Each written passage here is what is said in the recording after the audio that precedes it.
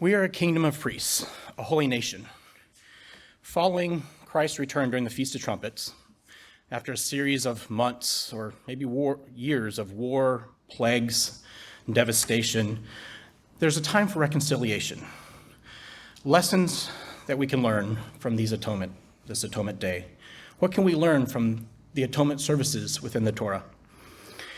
Where is the first place that atonement is mentioned in the Bible? Where are the first descriptions of atonement?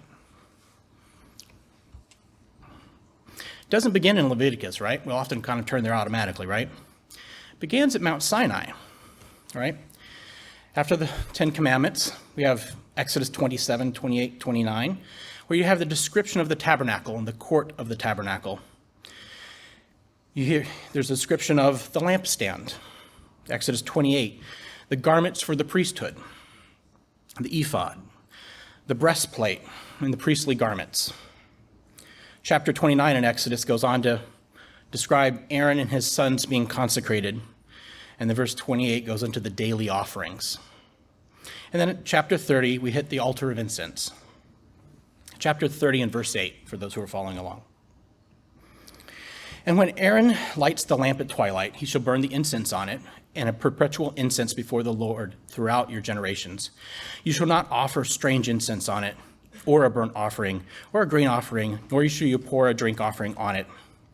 And Aaron shall make atonement on its horns once a year, with the blood of the sin offering of the atonement. Once a year he shall make atonement upon it throughout your generations. It is most holy to the Lord. Right? We know this word Mr. Jacoby talked about on Saturday. It's kapar or kafar, Hebrews 37:22, to cover, to reconcile. From there, we want to learn more about atonement. So we will turn to the other sections of the Torah that describe this, right? Leviticus 23 was often next in our journey. The Day of Atonement, Leviticus 23, 26 to 32. I won't go into that because I'm sure you're all very familiar with it. But in verse 27, it's the 10th day of the 7th month. There should be a day of atonement. It should be a holy convocation for you. You should afflict your souls and offer an offering made by fire to the Lord. Offerings are a significant part of Yom Kippur. These are very specific instructions to be observed throughout the entire day. Numbers 29 and verses 7 through 11. Verse 8, you shall present yourself a burnt offering to Yahweh as a sweet aroma, a bull, a ram, 7 lambs in their first year. Be sure they are without blemish. And a kid of the goats as a sin offering, besides the sin offering for the atonement, a regular burnt offering and its grain offering and their drink offerings. Now, we could spend hours and hours talking about each of these individual offerings and each of these individual sacrifices. Mr. Williams has gone through a series on the offerings back. He did a Bible study, I think it was last year, right? A series of those, and he's talked about them up here as well. And you probably should go through each of those offerings and each of those sacrifices individually, one by one, and see how they apply to you. Leviticus 16. Here's a detailed account, probably the most detailed account of the Day of Atonement, right? Verse 1, Aaron's sons. Aaron's sons did something they shouldn't have done. They offered what the New King James actually says is a profane fire. Actually, that word is inserted into that particular verse, actually. But they died. They did something wrong. They did something very specific that they didn't do, and maybe we can learn something from that. Aaron was told in verse 2 of Leviticus 16, he's not to come at just any time, specifically on this day. Verses 3 and 4, when Aaron appears, he's supposed to have a holy linen tunic and linen trousers, and with a linen sash.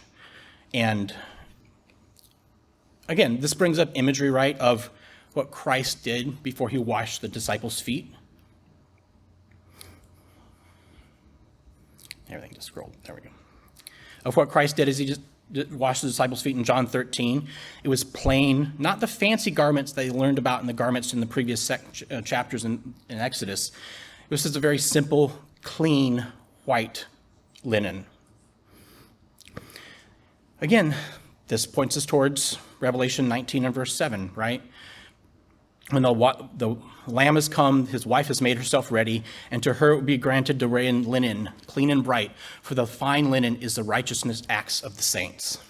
So that linen was very specific, because that represents the bride. Verses 5 through 11 in Leviticus 16 go through the sacrifices and the goats. Verse 12, and he shall take a censer full of burning coals of fire from the altar before the Lord, and with his hands full of sweet incense beaten fine, and bring it beside the veil. And he shall put the incense on the fire before the Lord, that the cloud of incense may cover the mercy seat that is on the testimony, lest he die. The mercy seat here, God's presence upon it, could not be looked upon. The incense had to cloud the mercy seat for man's view. Verse 14 and 15, the blood of the bull was then sprinkled, and the blood of the goat was sprinkled, sin offerings, showing how Christ then died for us, as that pictures in the future. And so he made atonement in the holy place because of the uncleanness of the children of Israel, because of their transgressions and for all their sins, that he shall do for the tabernacle of meeting, which remains among them in the midst of their uncleanness. Before entering into the Holy of Holies, Aaron had to create a cloud of incense in the Holy of Holies, covering the mercy seat. He had to create a veil before his eyes because that was the only way he could survive. He had to offer a very specific type of incense because he had to obscure the power of God at that moment and spare his own life. What is this cloud of incense? Well, we could talk about all these different things. Let's focus on this one thing here for a few moments. The incense cloud, Revelation 5 and verse 8. And you may know where I'm going with this, right? Now he had taken the scroll, and the 4 living creatures and the 24 elders fell down before the Lamb, each having a harp and golden bowls full of incense, which are the prayers of the saints. Revelation 8. And when he opened the 7th seal, there was a silence in heaven for about half an hour. And when he saw the 7 angels who stand before God, to him were given 7 trumpets. Then another angel, having a golden censer, came and stood at the altar, and was given much incense, that he should offer it with the prayers of the saints upon the golden altar which is before the throne. And the smoke of the incense with the prayers of the saints ascended before God from the angel's right hand. This incense is the prayers of the saints. It's a cloud covering the mercy seat. This is a time, if you think about it, following trumpets and the war and the plagues and the death of the tribulation. This is following a time when the high priest had to go before the mercy seat of God. After all that, we needed mercy. God prepares at that point in time to have mercy on this world. God in Christ will have mercy on this world. We'll start with removing the terror that has descended upon this earth, right, for the past thousands of years. A time to set apart Satan, cast him into the wilderness, into the pit, just as the second goat was. This is Revelation 20 verse 1, 2, and 3, right? Satan is bound for 1,000 years. Let's think a little bit more about this incense. Where are your prayers today? Are they this day praying for the mercy of God upon this world? Are they with the needs of this world? The pain, the anxiety, the fear, the hatred, and the vile things of the world, because you can see it coming out a lot. This world is scared. This world is empty. This world is lost. We can allow ourselves to become part of this world, to allow its influence, allow its thinking to influence our thoughts and feed into our minds. We can allow this world's influence to allow us to become divided, to find ourselves lost in the same confusion that roams the streets. Politics, schools, whose life matters, masks, vaccines, these are all distractions. They're here, they're meant to divide us. They're meant to keep us from one another by building labels and walls between us, right? That's exactly what the Babylonian system is supposed to do, right? Is to put us in individualized, categorized units, right? Make us bricks, non-unique, bland. Just as an aside, are you letting something divide you today? Something really trivial, isn't it? Maybe we're not supposed to be meeting together because this world is going the way it is, right? Maybe our flock is supposed to be smaller here, as it is today. Maybe God has something else planned. He's certainly working in an interesting way these past 6 months. But as the Babylonian beast power builds its strength and implements its plans, are we dividing over the things that the Babylonian system's trying to make us divide over? Or are we unifying our prayers? Are we unifying our prayers as an incense before God's mercy seat? Are we praying that God's mercy will come, not on ourselves? Because by atonement time comes, we're not the same, but on those around us, this city, this state, this nation, this world, this people around us, our friends, our family, those who we love, maybe some of them we don't love, but we still worry and pray for them. They can't see because of that incense, right? They can't see that power. They're still behind that veil, outside the tabernacle, if you go back and review Exodus. They can't see the mercy seat that they need. Their spirit just shouts out in pain and anguish. You hear it on the news every night, don't you? You see it when you see the protests going on. Because something is lacking. Are your prayers creating a cloud, thick and intense?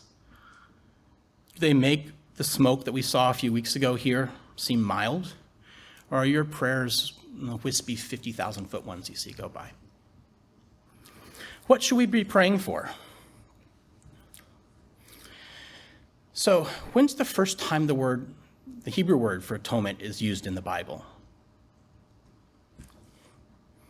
When is the first word kapar, or kapar, Hebrews 37:22 is used in the Bible? Genesis 6 and verse 14. Make yourself an ark of gopher wood. Make rooms in the ark and cover it inside and out with pitch. The word cover for the ark is kapar, atonement. And the word pitch actually is kopar, which is a derivative of the same word. That word cover is reconciliation. That word cover is atonement. The theme of atonement is reconciliation. If we're not reconciled, if we're not creating that incense, that cloud of incense, we're not going to survive the flood that's coming, right? The only reason Noah's ark survived it is because it had atonement. That's what held it together. If we're not reconciled, we don't pray for that covering, that pitch. Actually, the pitch word is actually interesting too, because it actually means, the derivative part of that root actually means the price of a life or ransom. I'm thinking of Christ's life. If that doesn't bind us together, if atonement and the price doesn't bind us together and build our ark, then it's in the days of Noah, right? It is reconciliation. This is what binds us together. This is what atonement is all about. The Day of Atonement anticipates a greater, more permanent cleansing, right? For God's people, but for God's creation.